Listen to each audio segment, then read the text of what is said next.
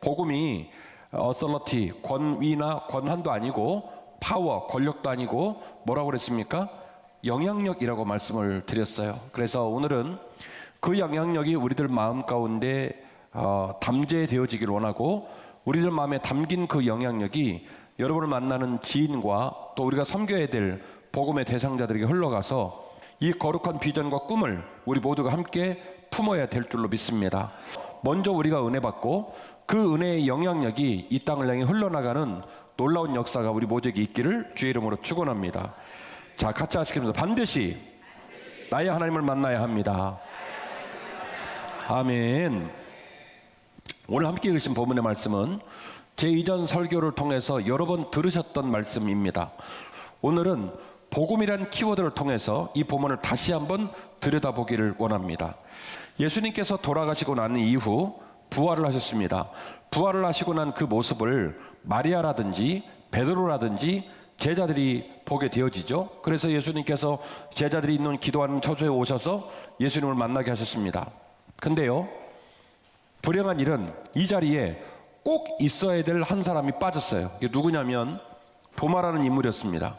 도마는 잘 아시는 것처럼 예수님의 12 제자 중에 제일 말이 많고 제일 의심이 많고 제일 똑똑하고 제일 잘난 척하고 아무튼 제일 고집이 신 제자 중에 한 사람이었습니다.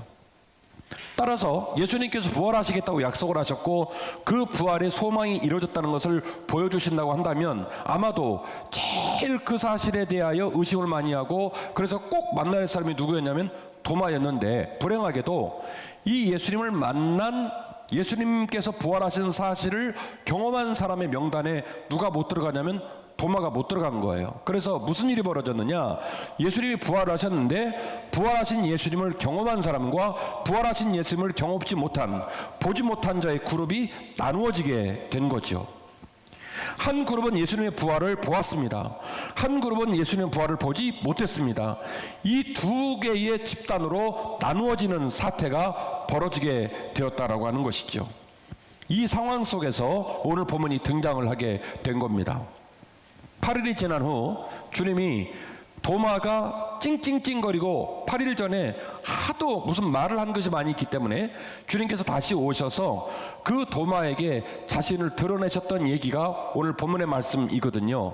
그리고 오늘 본문의 말씀의 이 결을 통해서 우리는 보지 못하고 믿어야 될 우리를 향한 주님의 배려와 보지 못하고 믿어야 될 우리를 향한 믿음의 연결고리를 발견하게 될 것입니다. 27절 본문인데요, 도마에게 이르시되 너의 손가락을 이리 내밀어 내 손을 보고 내 손을 내밀어 내 옆구리에 넣어보라. 그리하여 믿음 없는 자가 되지 말고 믿음이 있는 자가 되라. 이렇게 대화를 시도하십니다. 왜 주님이 이런 말을 하셨을까? 8일 전에 도마가 제자들이 있는 곳에 오니까 제자들이 이구동성으로 말하는 거예요. 주님이 부활하셨다, 부활하신 줄 우리가 봤다 라고 얘기를 합니다. 그러자 도마가 그 모든 대다수의 무리들에게 얘기하는 거예요. 웃기는 소리 하지 마라, 말도 안 되는 소리 하지 마라. 그분이 십자가에 매달려 있어서 양 손과 양 발에 못 박히는 걸 내가 봤고 옆구리에 창 들어가는 걸 내 눈으로 봤다. 그런데 무슨 말도 안 되는 소리를 하느냐? 정말로 그분이 살아나셨다면 그분이 못 박힌 손바닥에다가 내가 손가락 넣어봐야 알겠고 그분 창자국 내가 확인해 봐야 알겠다 라고 볼멘 소리를 했거든요.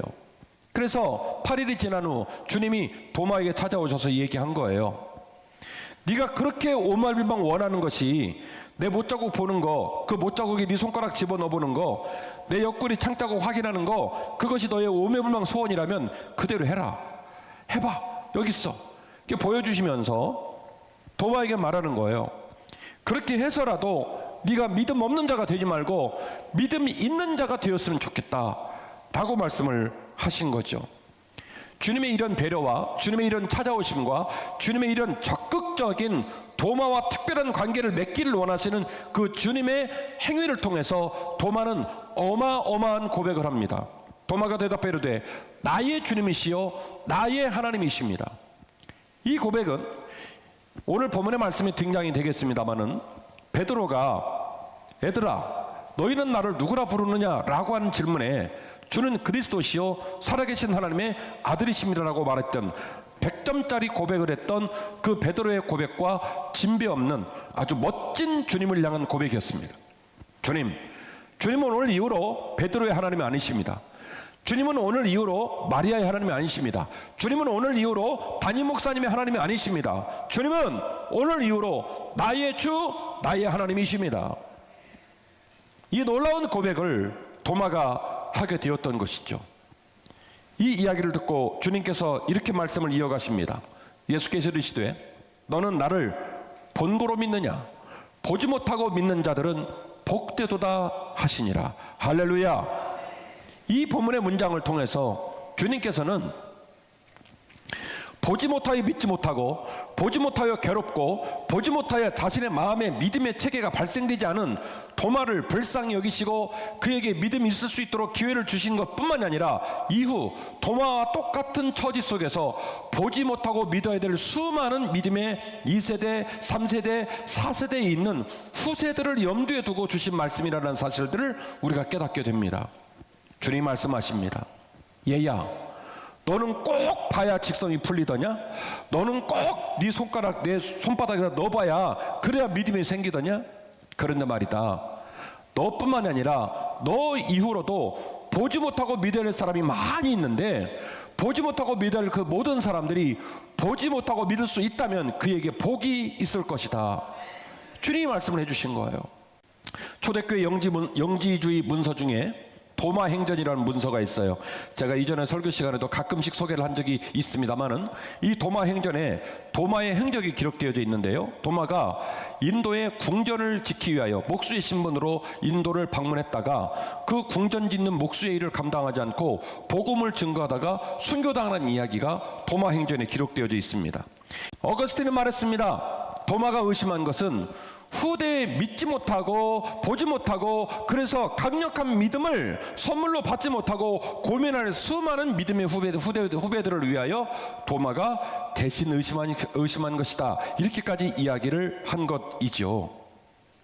반드시 나의 하나님을 만나셔야 합니다. 도마는 예수님의 12제자 중에 제일 불행한 제자였습니다. 사복음서를 살펴보십시오. 주님의 사역하실 때 항상 가장 먼 가장자리에 있었습니다. 주님이 무슨 일을 할 때마다 아멘 주여 하십시다 라고 말했던 명단에 끼지 않고 투덜거리고 부정적인 얘기를 했던 인물이었습니다. 주님이 어떤 사역을 하실 때마다 기쁨으로 그 사역을 박수 쳐주고 동행하기보다는 왜 꼭 그 일을 꼭 해야만 하겠느냐고 딴지를 걸고 시비를 걸었던 그런 인물 중 하나였습니다.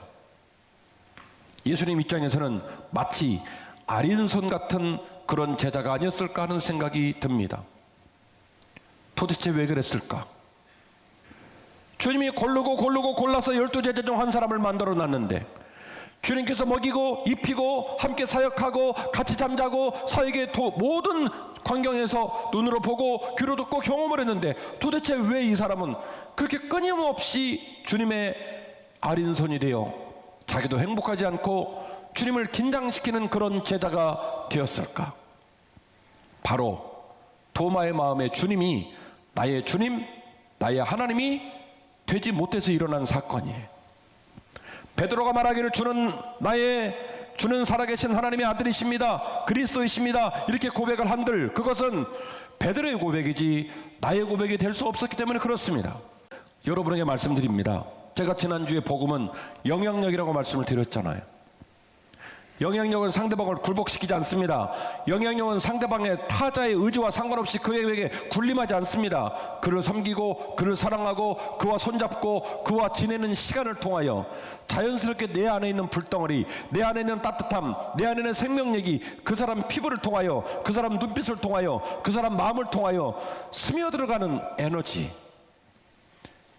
그 어떤 에너지보다도 따뜻하고 그 어떤 에너지보다도 불같은 에너지, 그래서 복음을 영향력이라고 말씀을 드렸는데 그런 영향력의 동력원과 그런 영향력의 뜨거움이 내 안에 없다면 어찌 다른 사람에게 변화를 시킬 수 있는 복음 전파가 되겠어요? 그래서 가장 먼저 중요한 것, 복음이 증거되어지고 교회가 부흥되기 위하여 가장 먼저 중요한 게 뭐냐면 나의 하나님이 되셔야 한다는 거예요.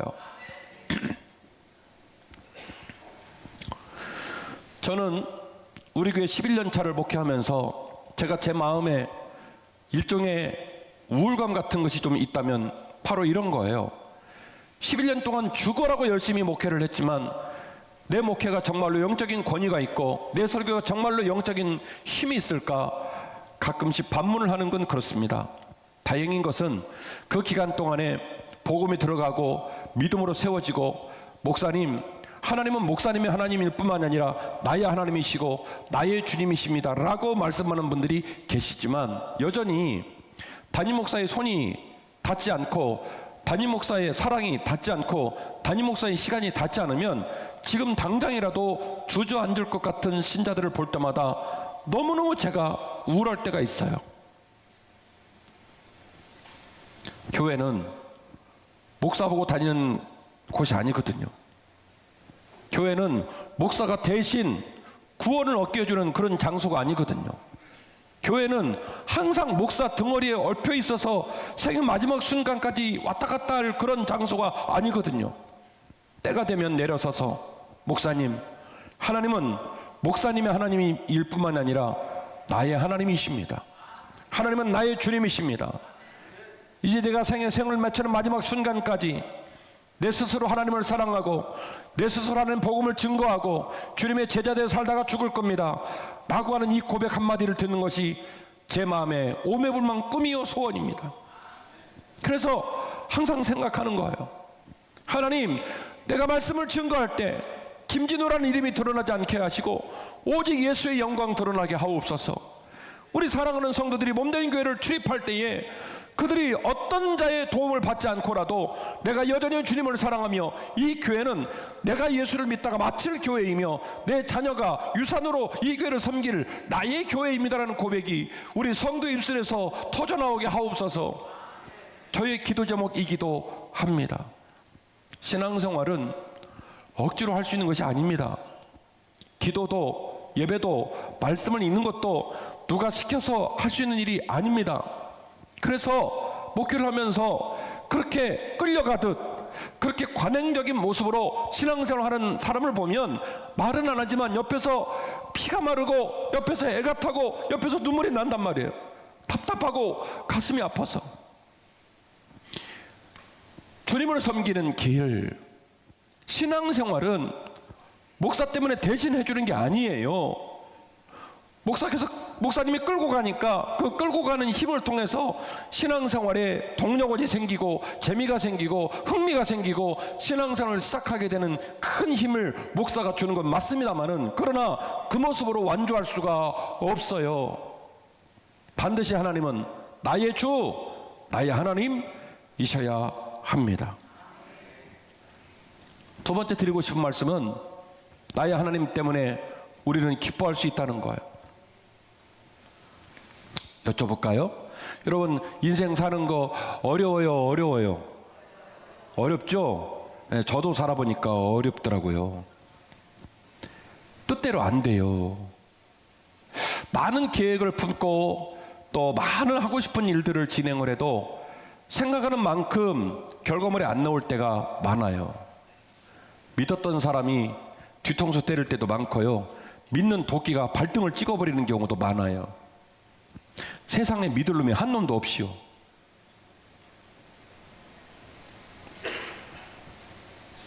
다시 재차 여쭤볼게요. 그럼 다른 사람 믿을 만한 사람이 없고, 그럼 다시 재차 여쭙습니다. 그럼 여러분은 믿을 만합니까? 우리는 생각합니다.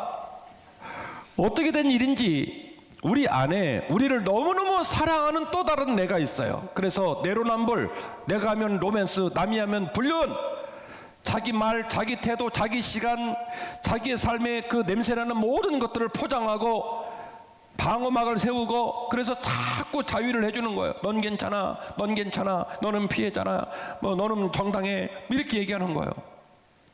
그럼 다른 사람이 나쁜 놈이에요. 그런데 조금만 생각해 보면, 보이지 않는 손으로 여러분 가슴에 손을 얹고 곰곰이 여러분을 돌아다보면 누군가가 내게 상처를 주는 때가 있듯이 나도 조금만 지나면 다른 사람 그렇게 염장을 뒤집거든요.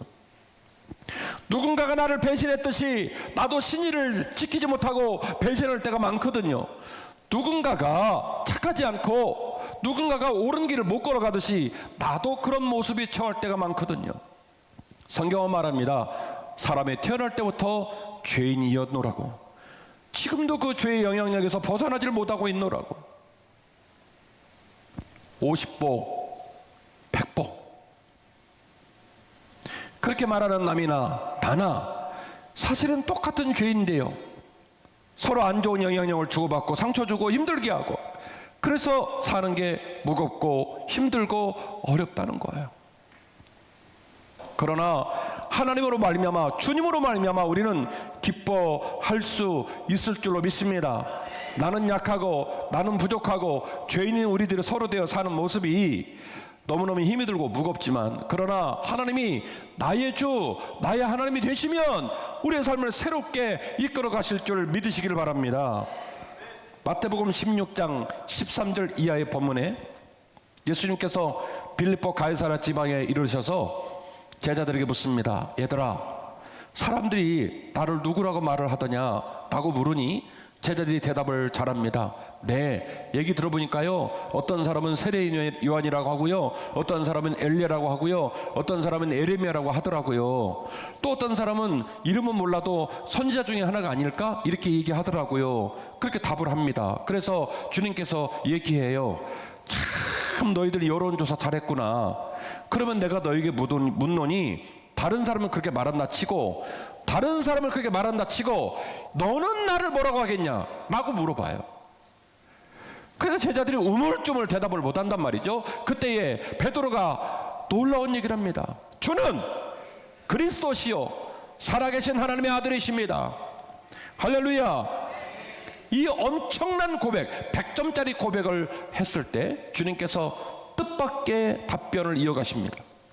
예수께서 대답하여 이르시되, 바요나 시몬아, 너에게 복이 있다. 이를 알게 한 이는 너의 혈육이 아니요 하늘에 계신 내 아버지이시다. 할렐루야. 주는 그리스도시요 살아계신 하나님의 아들이십니다 라고 하는 이 놀라운 고백을 베드로가 할 수 있도록 하늘에 계신 하나님께서 도와주셨다는 거예요. 에베소서 2장 8절 말씀처럼 우리에게 주어진 믿음이 하나님께서 주시는 선물이라고 말씀하셨던 것처럼, 하나님을 나의 주로 고백하는 기적 같은 고백의 그 엄청난 순간이 하나님의 은혜와 하나님의 돌보심과 하나님의 강권적 역사하심으로 언젠가 우리에게 반드시 임하게 될 줄로 믿으시기를 바랍니다. 그러하기에 우리는 예배합니다. 그러하기에 우리는 기도합니다. 그러하기에 우리는 항상 말씀을 곁에 둡니다. 그러하기에 항상 우리는 주의 음성에 귀를 기울입니다. 하나님, 베드로가 언젠가 주님을 만나 주님을 나의 구주로 고백했던 것처럼 나도 주님을 나의 구주로 고백할 수 있도록 도와주옵소서. 요한복음 20장 오늘 본문의 말씀처럼 도마가 찡찡찡거리며 그분 돌아가신 걸 내가 봤다, 그분 손바닥에 손가락 넣어봐야 알겠다 라고 하셨을 때 주님이 화내지 않고 8일 만에 다시 찾으셔서, 얘야 네가 정말로 그 의심을 뚫고 나가지 못하더냐 하여 그러면 네 뜻대로 해보라 고 하고 믿음을 선물로 주셨던 것처럼, 하나님 내게도 믿음을 허락하여 주옵소서. 고린도전서 15장 3절 이하의 말씀을 읽어드릴게요. 내가 받은 것을 먼저 너희에게 전하였노니 이는 성경대로 그리스도께서 우리 죄를 위하여 죽으시고 장사 지낸 바 되었다가 성경대로 사흘 만에 다시 살아나사 게바에게 보이시고 후에 12 제자에게와 후에 500여 형제에게 일시에 보이셨나니 그 중에 지금까지 대다수는 살아있고 어떤 사람은 잠들었으며 그 후에 야고보에게 보이셨으며 그 후에 모든 사도에게와 맨 나중에 만삭되지 못하여 난 자 같은 나에게도 보이셨느니라. 할렐루야. 쉽게 말씀드리면 이런 얘기예요. 나는 주님을 너무 늦게 만났다. 내가 주님을 너무 늦게 만났다. 부활하신 주님을 베드로가 만나고 12제자가 만나고 120분 만나고 500의 형제가 만나서 그분이 주님을 나의 구주로 고백하고 그분의 제자가 되어 살아가고 있었지만, 나는 그 시간에 주님을 핍박했고, 나는 그 시간에 주님을 따르는 자들을 목숨을 빼앗고 채찍질하는 어이없는 인생을 살았다. 그래서 자기를 낮춰 말하기를 나는 만삭되어다지 못한 사람이다 라고 낮춰서 얘기한 거예요. 그 만삭되지 못한 나에게까지 주님이 나를 만나러 오셨다는 거예요. 어디서요? 다메섹으로 가는 길 위에서 주님이 사도 바울을 만나 주신 거예요. 나의 하나님 때문에 우리는 소망을 품고 기뻐할 수 있습니다. 우리가 할 수 있는 일 중에 가장 소중하고 가장 의미 있고 가장 아름다운 일은 주의 복음을 증거하는 겁니다.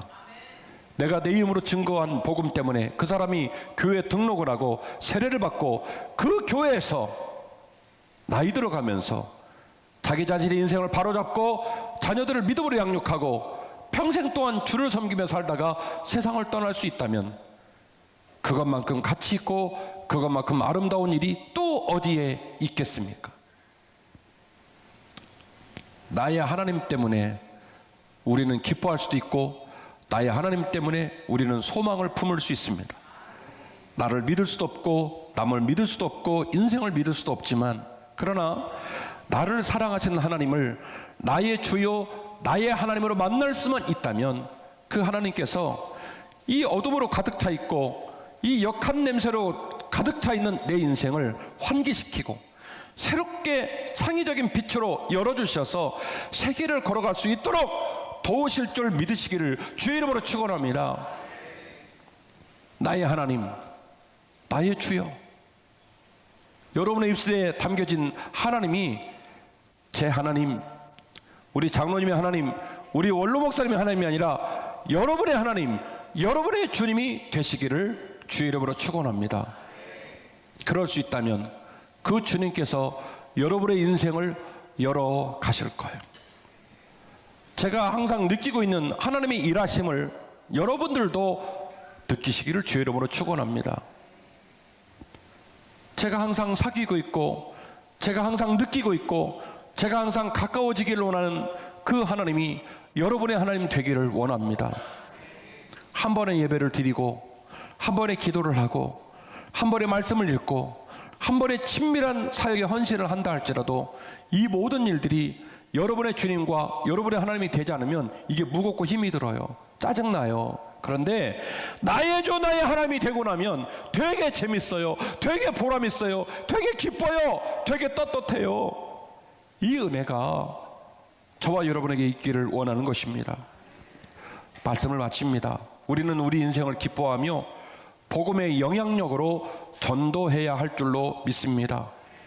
여러분, 저와 여러분의 인생을 축복하고 저와 여러분의 인생을 기뻐하십시다.